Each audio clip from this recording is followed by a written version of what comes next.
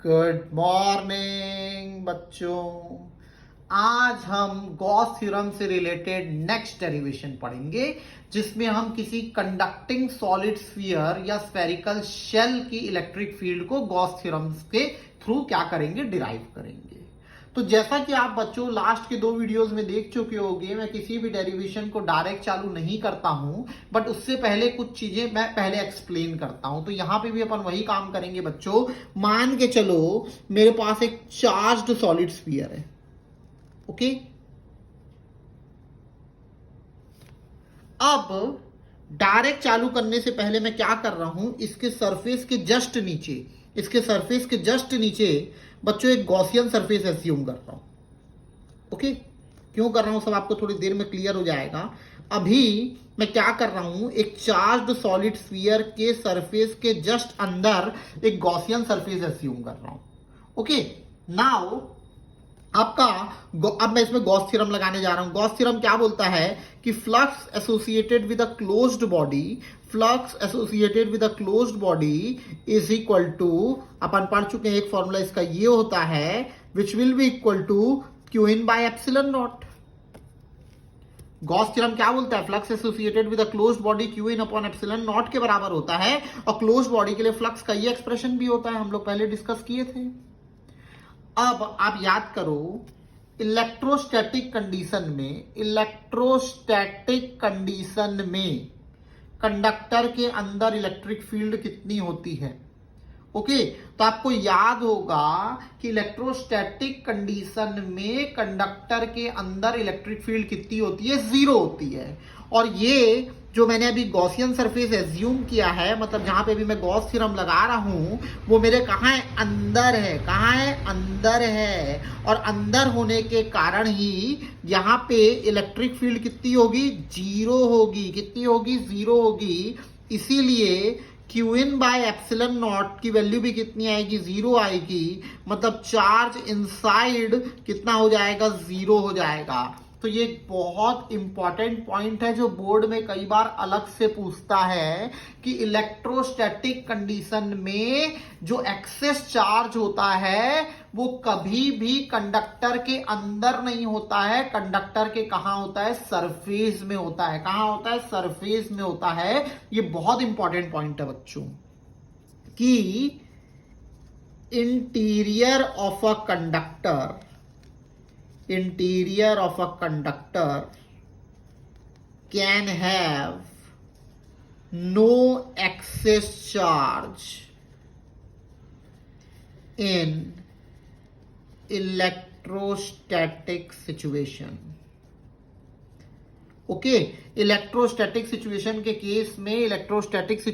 Case में okay, charge कहां नहीं हो सकता है, तो अंदर नहीं हो सकता है। तो अपन फिर बात करते हैं, डायग्राम में वापस आते हैं। मैंने आपको क्या बोला था, एक चार्ज्ड सॉलिड स्फीयर या स्फेरिकल शेल में लेके रखा हूं, ओके। और जैसा कि मैंने अभी आपको प्रूफ करके दिखाया कि अंदर में चार्ज बच्चों कितना है, 0 है। अंदर में चार्ज कितना है, 0 है। इसलिए जितना भी इसमें मैं एक्सेस चार्ज बनाऊंगा, कहां बनाऊंगा बच्चों, सरफेस में बनाऊंगा। जितना भी एक्सेस चार्ज बनेगा वो कहां बनेगा, सरफेस में बनेगा, ओके। तो आप आर्टिस्ट बनने के लिए इसके अंदर यदि चार्ज बना दोगे तो ये डायग्राम आपका क्या हो जाएगा, गलत हो जाएगा। भले ही सुंदर दिख सकता है, लेकिन वो क्या हो जाएगा, गलत हो जाएगा। तो याद रखना, इलेक्ट्रोस्टैटिक कंडीशन में जो भी आपके एक्सेस चार्ज होंगे वो कहां होंगे, उसके सरफेस पे होंगे। इसलिए मैंने यहां पे भी जो चार्ज बनाया है, कहां बनाया है, सरफेस पे बनाया है। ये पहला पॉइंट था, ओके। आगे बढ़ते हैं बच्चों। अब नाउ फिर से सॉलिड स्फीयर है, फिर से सॉलिड कंडक्टिंग स्फीयर है। अभी मैंने प्रूफ किया कि जो भी चार्ज होगा उसके कहां होगा, सरफेस में होगा, ठीक। अब लेट अस सपोज इस पूरे स्फीयर के कारण मुझे यहां पे इलेक्ट्रिक फील्ड निकालनी है, तो बिल्कुल वही तरीका यूज करेंगे जो पहले करते थे। इमेजिन करो, एक पॉइंट मैं यहां ले रहा हूं और इसके सिमेट्रिक एक पॉइंट यहां पे ले रहा हूं। क्योंकि ये यूनिफॉर्मली चार्ज्ड है, मतलब यहां पे चार्ज और यहां पे चार्ज सेम होगा, ओके। और ये डिस्टेंस बाय सिमेट्री आपका क्या आएगा, सेम आएगा। मतलब इस पॉइंट और इस पॉइंट के कारण यहाँ पे इलेक्ट्रिक फील्ड का मैग्नीट्यूड क्या होगा, सेम होगा, और डायरेक्शन कुछ इस प्रकार से होगा। तो मेरे प्यारे बच्चों, यदि मैं इन दोनों का बस वेक्टर एडिशन करूं, तो इलेक्ट्रिक फील्ड मुझे इस डायरेक्शन में मिलेगी। इस पेयर के कारण इस पॉइंट पे मुझे इलेक्ट्रिक फील्ड इस डायरेक्शन में मिलेगी। ओके, अच्छा, अब क्योंकि ये यूनिफॉर्मली चार्ज्ड स्फीयर है तो मैं ऐसे बहुत सारे पेयर बना सकता हूं। जैसे एक पेयर मान लो यहां पे ले लिया, एक चार्ज इधर, तो इन दोनों के कारण भी इलेक्ट्रिक फील्ड यहाँ पे ऐसी ही जाएगी, बल्कि पूरे चार्जेस के कारण यहाँ पे इलेक्ट्रिक फील्ड इधर जाएगी।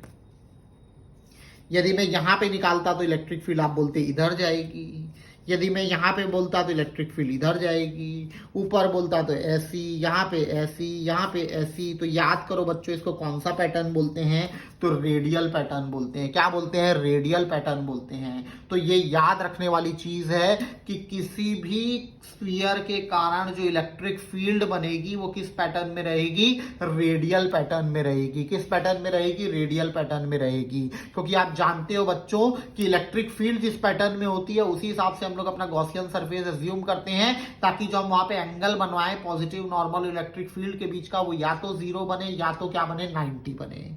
ओके, तो ये डेरिवेशन से रिलेटेड कुछ छोटी सी थ्योरी थी जो आपको याद रखनी है। ओके, पहला कि जो भी एक्सेस चार्ज होगा इलेक्ट्रोस्टैटिक कंडीशन में वो क्या होगा, कंडक्टर के सरफेस पे होगा। ओके, ये अलग से बोर्ड में क्वेश्चन भी पूछता है ना, खाली इसके लिए काम नहीं, अलग से क्वेश्चन में ये वाला क्वेश्चन बोर्ड में भी आता है। Second, electric field due to your charge conducting solid sphere और स्फेरिकल शेल किस फॉर्म में है, रेडियल पैटर्न में है। किस फॉर्म में है, रेडियल पैटर्न में है। ओके, तो बढ़ते हैं बच्चों आगे। अब मैंने जो जो बोला है उसको मैंने थोड़ा सा अच्छे से क्या करके रखा है, नोट करके रखा हुआ है। थोड़ा सा मैं इसको स्क्रीन में पहले एडजस्ट कर लेता हूं। Okay, like this. तो क्या लिखा है बच्चों, पहला पॉइंट कि जो भी एक्सेस चार्ज होगा वो उसके कहां होगा, सरफेस में होगा। जो भी एक्सेस चार्ज होगा उसके कहां पे होगा, सरफेस पे होगा। अच्छा, आप जानते हो हमने दो प्रकार की चार्ज डेंसिटी पहले डिफाइन की थी, एक थी लीनियर चार्ज डेंसिटी और एक थी सरफेस चार्ज डेंसिटी। तो क्योंकि जितना चार्ज आएगा कंडक्टर के केस में उसके सरफेस में होगा, इसलिए यहाँ पे हम सरफेस चार्ज डेंसिटी ही डिफाइन करेंगे। क्या डिफाइन करेंगे, सरफेस चार्ज डेंसिटी, जिसको सिग्मा से डिनोट करते हैं। हमारा पहला पॉइंट है। ओके, दूसरा एक बार पढ़ लो आप क्या लिखा है। तो electric field due to uniformly charge conducting sphere, किसी भी यूनिफॉर्मली चार्ज कंडक्टिंग स्फीयर के कारण जो इलेक्ट्रिक फील्ड है वो रेडियल पैटर्न में होगी। यदि पॉजिटिव है तो रेडियली आउटवर्ड्स होगी, और यदि नेगेटिव है तो रेडियली इनवर्ड्स होगी। और गॉसियन सरफेस, यहाँ पे हम एक स्फेरिकल बॉडी लेंगे। तो क्यों लेंगे अपन डिस्कस करते हैं, पहले इसका डेरिवेशन चालू करते हैं। तो मान लो एक स्फीयर है मेरे पास, कंडक्टिंग सॉलिड स्फीयर। ओके, जिसको चार्ज दिया गया है, चार्ज किया गया है। तो अभी मैं आपको बताया हूं जितना चार्ज होगा उसके कहां होगा, सरफेस पे होगा। अब मैं इसका डेरिवेशन चालू कर दिया हूं, आप बहुत अच्छे से ध्यान देंगे। ओके, पहले इसको थोड़ा सा मैं इसमें ले आता हूं स्क्रीन में, लाइक दिस। अब मुझे मान लो बोला है यहां पे इलेक्ट्रिक फील्ड निकालनी है, जो सेंटर ऑफ सॉलिड स्फीयर से x डिस्टेंस पे है। बच्चों कितने डिस्टेंस पे है, x डिस्टेंस पे है। ओके, तो x क्या है, distance of observation point from centre of sphere. जहां पे आपको इलेक्ट्रिक फील्ड निकालनी है उसका सेंटर से डिस्टेंस क्या है, x है। अब मैं आपको बता चुका हूं यहां पे जो इलेक्ट्रिक फील्ड बनेगी वो कैसी बनेगी, रेडियली आउटवर्ड। तो यहां पे रेडियली आउटवर्ड ऐसा आएगा, ये इलेक्ट्रिक फील्ड है। ओके, मुझे यहां पे इलेक्ट्रिक फील्ड निकालनी है।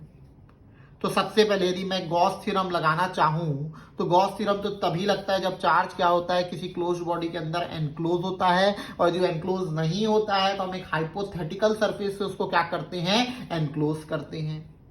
तो मैं यहां पे जो मेरा गॉसियन सरफेस ले रहा हूं बच्चों, वो एक क्या ले रहा हूं, स्फीयर ले रहा हूं, वो एक स्फीयर ले रहा हूं, ठीक है। पूरा स्फीयर नहीं बना रहा हूं, इतना ही बना रहा हूं, आप इसको ऐसा पूरा गोल कर सकते हो। ओके, नाउ ध्यान से देखना, मैंने गॉसियन सरफेस को क्या लिया, स्फेरिकल बॉडी ही ली। क्यों ली, क्योंकि मुझे पता है कि यदि एक छोटा सा सरफेस एरिया यदि मैं एज्यूम करूं यहां पे, जिसका नाम है ds, ओके, तो इस छोटे से सरफेस एरिया में यदि मैं नॉर्मल बनाऊं तो यहां पे ऐसा ही जाएगा, ओके। इलेक्ट्रिक फील्ड भी इसी डायरेक्शन में है, तो दोनों के बीच का एंगल, एरिया वेक्टर और पॉजिटिव नॉर्मल के बीच का एंगल यहाँ पे कितना बन रहा है, 0 बन रहा है। कितना बन रहा है, 0 बन रहा है। यदि मैं अपना छोटा सा सरफेस यहाँ पे भी एज्यूम करता ds, ओके, तो यहाँ पे इलेक्ट्रिक फील्ड रेडियल पैटर्न होने के कारण इधर जाती और यहाँ पे पॉजिटिव नॉर्मल भी इधर ही जाता, क्योंकि आपने को पता है कि जो भी चीज रेडियल होती है स्फीयर पे, उस पे क्या बनाती है, 90 डिग्री बनाती है, ओके।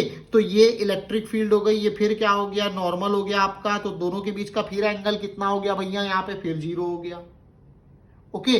तो आप देख रहे हो यहाँ पे हमने स्फेरिकल बॉडी को ही गॉसियन सरफेस क्यों लिया है, क्योंकि मैं आपको बता चुका हूं एंगल या तो 0 बनना चाहिए या तो 90 बनना चाहिए, और यहाँ पे हमेशा क्या बन रहा है, 0 बन रहा है, ओके। तो चलो निकालते हैं इलेक्ट्रिक फील्ड। तो Gauss theorem, using Gauss theorem, using Gauss theorem, क्या बोलता है बच्चों गॉस थ्योरम, याद करो, ओके। गॉस थ्योरम बोलता है कि किसी भी क्लोज्ड बॉडी से एसोसिएटेड फ्लक्स, यहां पे जो मेरी क्लोज्ड बॉडी है वो क्या है, आपका स्फेरिकल बॉडी है, ओके। तो flux through a sphere equal to what, q in upon epsilon naught, कितना चार्ज है upon epsilon not, okay. Now closed body के लिए हमने वाला एक्सप्रेशन पढ़ा था, equal to Q in upon epsilon naught. अच्छा, अब मैंने बताया आप इस गॉसियन सरफेस में कहीं पे भी क्या ले लो, कहीं पे भी आप छोटा सा एलिमेंट ले लो, हमेशा E और ds के बीच का एंगल कितना होगा, हमेशा E और पॉजिटिव नॉर्मल के बीच का एंगल कितना होगा, तो भैया 0 होगा। कितना होगा, 0 होगा, ओके। नेक्स्ट, यदि इलेक्ट्रिक फील्ड यहाँ पे E है, यदि यहाँ पे इलेक्ट्रिक फील्ड मान लो E है, तो बाय सिमेट्री यहाँ भी E होगी और यहाँ भी E होगी। गॉस थ्योरम वही लगता है भैया जहाँ पे क्या होती है, तो सिमेट्री होती है। तो इसको आगे लेके चलते हैं। नाउ पहले तो बता दिया दोनों के बीच का एंगल कितना बनेगा, 0 बनेगा, equal to what, q in upon epsilon naught. Now अपने को पता है कि जो भी चीज क्या होती है, कांस्टेंट होती है। जो भी चीज कांस्टेंट होती है वो इंटीग्रेशन के क्या आ जाती है, बाहर आ जाती है। तो इलेक्ट्रिक फील्ड की वैल्यू बाय सिमेट्री इस पूरे गॉसियन सरफेस में क्या रहेगी, सेम रहेगी। तो मैंने ई को बाहर ले लिया, बचा this equal to what, q in upon epsilon not, okay. लगभग एंड में आ गए हम इस वाले केस के, ओके। तो इंटीग्रेशन का मतलब क्या होता है, जोड़ना। तो पूरे छोटे छोटे छोटे छोटे क्या बोलते हैं सरफेस एरिया को मैं जोड़ दूंगा तो मुझे बड़ा सरफेस एरिया मिल जाएगा, जो किसके बराबर होता है, तो 4 पाई इंटू रेडियस का स्क्वायर। तो यहाँ पे हमने रेडियस को क्या एज्यूम किया है, एक्स, तो ये क्या हो जाएगा, X square equal to Q in upon epsilon not, okay. तो electric field due to this solid conducting sphere और spherical shell for an outside point, क्योंकि जो मैंने पॉइंट लिया है वो स्फीयर के कहाँ है, बाहर है, ओके। तो मैं यहाँ पे आउट भी लिख देता हूँ, for an outside point will be equal to, अच्छा अब क्यू इन है ना, मैं एक छोटी सी चीज यहाँ पे बता देता हूँ आपको, क्यू इन है। क्यू इन का मतलब क्या होता है, कितना चार्ज सरफेस के अंदर है, कितना चार्ज सरफेस के क्या है, अंदर है, ओके। तो आप देखो यदि मैं इस गॉसियन सरफेस को पूरा बनाऊं, यदि मैं इस गॉसियन सरफेस को पूरा बनाऊं तो पूरा सॉलिड स्फीयर उसके अंदर है। तो जितना चार्ज सॉलिड स्फीयर में है, जितना चार्ज सॉलिड स्फीयर में है वो पूरा गॉसियन सरफेस के अंदर है, ओके। तो यदि पूरे सॉलिड स्फीयर में, यदि पूरे सॉलिड स्फीयर में Q का चार्ज है, यदि पूरे सॉलिड स्फीयर में Q का चार्ज है, तो यहाँ पे Q चार्ज पूरा गॉसियन सरफेस के अंदर है। तो Q इन की जगह मैं क्या लिख सकता हूं, Q अपॉन, अच्छा अब ये 4 पाई इधर आ जाएगा, तो 4 pi epsilon not X square with the unit Newton's पर कूलम, ओके। जहां पे Q क्या है तो मैं यहां पे अलग से लिख देता हूं, Q क्या है, टोटल चार्ज ऑन बॉडी। तो नोमेनक्लेचर भी आप देखते रहेंगे, x क्या है, distance of observation point from centre, Q क्या है, total charge on the body. तो ये हमारा था E outside, for an outside point, क्या था, आउटसाइड पॉइंट।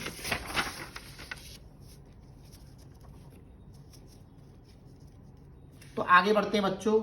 अब आते हैं सरफेस पे, एट सरफेस।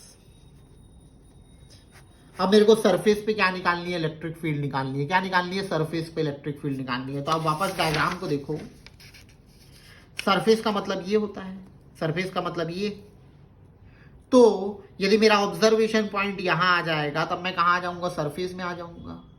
ओके, एक्स क्या था, ऑब्जर्वेशन पॉइंट का सेंटर से डिस्टेंस। जब मैं यहां आ जाऊंगा तो सरफेस में आ जाऊंगा। तो ये डिस्टेंस किसके बराबर होता है, तो रेडियस के बराबर होता है। किसके बराबर होता है, रेडियस के बराबर होता है। ओके, तो जब r और x की वैल्यू क्या हो जाएगी, सेम हो जाएगी, तब मैं कहां आ जाऊंगा, सरफेस में आ जाऊंगा बच्चों। ओके, तो एनीवेज एट सरफेस जब हम निकालें तो E surface will be equal to, क्या था फॉर्मूला याद करो, Q upon 4 pi epsilon not. वहां x था, अब इस केस में x और r क्या हो जाएंगे, सेम हो जाएंगे। ओके, तो क्या हो गया, Q upon 4 pi epsilon not capital R square, जहां पे R क्या है, नोमेनक्लेचर देखते रहेंगे। तो यह है रेडियस ऑफ स्फीयर। क्या है, रेडियस ऑफ स्फीयर। ओके, तो ये ई सरफेस हो गया। पहले अपन निकाल चुके हैं ई आउटसाइड, यहां पे अलग से लिख दे रहा हूं। कितना आया था, Q upon 4 pi epsilon not into x square. अच्छा, कुछ कुछ बुक्स में क्या करता है ना, कुछ कुछ बुक्स में ना स्मॉल आर यूज करता है एक्स के लिए, डिस्टेंस फ्रॉम सेंटर को स्मॉल आर से दिखाता है। तो फिर बच्चे कई बार कंफ्यूज हो जाते हैं कि छोटा आर क्या है, बड़ा आर क्या है। इसलिए मैं छोटा आर बड़ा आर यूज नहीं करता। आर मतलब मैं रेडियस यूज करता हूँ और एक्स मतलब डिस्टेंस फ्रॉम सेंटर यूज करता हूँ। इससे कभी गलती नहीं होती है। अब बचा inside, at an inside point. तो बहुत ईजी है, अपन पढ़ चुके हैं इलेक्ट्रोस्टैटिक कंडीशन में किसी भी कंडक्टर के अंदर इलेक्ट्रिक फील्ड कितनी होती है, जीरो होती है। तो इस केस में ई इनसाइड कितना हो जाएगा, जीरो हो जाएगा। ओके, तो सॉलिड स्फीयर के केस में 3 केस बनते हैं, सॉलिड कंडक्टिंग स्फीयर या स्फेरिकल शेल के केस में 3 केस बनते हैं, बाहर, सरफेस, बीच, अंदर। ठीक है, तो बाहर के लिए फॉर्मूला है Q upon 4 pi epsilon not X square, जहां x है distance of observation point from centre. Surface के लिए Q upon 4 pi epsilon not r square, जहां पे r है रेडियस और इनसाइड पॉइंट। तो ई इनसाइड कितना, किसी भी कंडक्टर के अंदर इलेक्ट्रोस्टैटिक कंडीशन में इलेक्ट्रिक फील्ड क्या होती है, जीरो होती है। ओके, अब आगे बढ़ते हैं। नेक्स्ट जो हम डिस्कस करेंगे वो है ऑल्टरनेट फॉर्म। जितना हमने बनाया उसी का एक ऑल्टरनेट फॉर्म। ओके, तो याद करो सिग्मा क्या था, सिग्मा क्या था, 2 मिनट में हो जाएगा, सरफेस चार्ज डेंसिटी। सिग्मा क्या था बच्चों, सरफेस चार्ज डेंसिटी, जिसका फॉर्मूला क्या होता है, टोटल चार्ज। टोटल चार्ज कितना था, Q upon surface area of solid sphere, जो किसके बराबर है, तो 4 पाई r स्क्वायर के बराबर है। कोई दिक्कत, ये किसका फॉर्मूला बन गया बच्चों, सिग्मा का फॉर्मूला बन गया। किसका फॉर्मूला बन गया, सिग्मा का। तो ऐसे Q कितना आ जाएगा, Q will be sigma into 4 pi r square. याद करो आप, ई आउटसाइड, ई आउटसाइड, ई आउटसाइड का फॉर्मूला क्या था। ओके, तो ई आउटसाइड का फॉर्मूला था Q upon 4 pi epsilon not X square. Q की जगह मैं पुट कर देता हूं sigma 4 pi r square upon 4 pi epsilon not X square. 4 pi cut गया। ओके, तो क्या बचेगा, ठीक है, 4 पाई कट के बचेगा sigma r square upon epsilon naught X square. ये हो गया ई आउटसाइड का ऑल्टरनेट फॉर्म, ये हो गया ई आउटसाइड का ऑल्टरनेट फॉर्म। तो आप ये वाला फॉर्म बोलो या ये वाला फॉर्म बोलो, ये रियल नेम है तो ये पेट नेम है। ओके, दोनों से कोई फर्क नहीं पड़ता। ठीक, नेक्स्ट आते हैं एट सरफेस पे। तो अभी आपको मैं बताया था सरफेस का मतलब क्या होता है, x की वैल्यू किसके बराबर होगी, r के बराबर होगी। x की वैल्यू किसके बराबर होगी बच्चों, r के बराबर होगी। तो जब x और r सेम होंगे तो E at surface, E at surface किसके बराबर हो जाएगा, तो it will be numerically equal to, ये दोनों कड़े आएगा, बचेगा sigma by epsilon naught with the unit newton पर कूलम। तो आपको दोनों फॉर्म याद करने हैं बच्चों, आपको दोनों फॉर्म याद करना है, ठीक है। ई आउटसाइड का Q upon 4 pi epsilon not X square या sigma R square upon epsilon not X square, और सरफेस के भी दोनों फॉर्म का आपको क्या करना है, याद करना है। और ई इनसाइड इस केस में कितनी होती है, तो 0 होती है। Now one more a very small point need to be discuss right now. Next है आपका बच्चों ग्राफ। क्या है, ग्राफ। अब एक ग्राफ है जो कंपटीशन में इन्फिनाइट टाइम्स आया है। इलेक्ट्रिक फील्ड को मेरे को क्या करना है, इलेक्ट्रिक फील्ड का वेरिएशन दिखाना है versus distance of observation point from centre. ये ग्राफ दुनिया के हर पेपर में एक ना एक बार आया हुआ होगा, ठीक है। Electric field versus distance of observation point from the centre, मतलब मेरे को ग्राफ बनाना है E वर्सेस X, ठीक है। तो बहुत सिंपल ग्राफ है, कठिन नहीं है। मैं आपको बता चुका हूं कि जब आप अंदर हो, जब आप कहां हो, अंदर हो, तो अब आप अंदर कब हो, कब तक अंदर हो, जब तक x की वैल्यू कितनी नहीं हो जाए, r ना हो जाए। जब तक x की वैल्यू कितनी ना हो जाए, r ना हो जाए, आप कहां हो, अंदर हो। और जब तक आप अंदर हो तब तक इलेक्ट्रिक फील्ड क्या होगी, 0 होगी। तब तक इलेक्ट्रिक फील्ड आपकी क्या होगी, 0 होगी। तो x बढ़ते जाएगा, बट E की वैल्यू तो क्या रहेगी, 0 रहेगी। कब तक, जब तक x की वैल्यू क्या ना हो जाए, r ना हो जाए। ओके अब जैसे ही x की वैल्यू r होगी, जैसे ही x की वैल्यू क्या होगी, r होगी, मतलब आप सरफेस पे आ गए हो। ओके और सरफेस पे इलेक्ट्रिक फील्ड अपन निकाल चुके हैं, कितनी होती है सरफेस पे इलेक्ट्रिक फील्ड, याद करो कितनी होती है, तो Q upon 4 pi epsilon not into क्या होती है, r स्क्वायर होती है। ओके अच्छा अब सरफेस के आगे हम कहां पे हैं, सरफेस के हम आगे कहां पे हैं, तो आउटसाइड पे हैं। कहां पे हैं, आउटसाइड पे हैं। ई आउटसाइड, याद करो ई आउटसाइड का फॉर्मूला क्या होता है बच्चों, तो ई आउटसाइड का फॉर्मूला मेरे ख्याल से था Q upon 4 pi epsilon not into x square. इसका मतलब x बढ़ेगा, यदि x बढ़ेगा तो बाहर की फील्ड क्या होगी, कम होगी। x बढ़ेगा तो बाहर की फील्ड क्या होगी, कम होगी। ओके तो अब अपने को क्या दिखाना है कि डिस्टेंस बढ़ेगी तो फील्ड क्या होगी, कम होगी। तो दिस इज द ग्राफ, ये कई बार आया हुआ है। ओके तो प्लीज यहां तक बहुत अच्छे से पढ़ना, खासकर ग्राफ को। मिलते हैं नेक्स्ट वीडियो में। Thank you and have a wonderful day.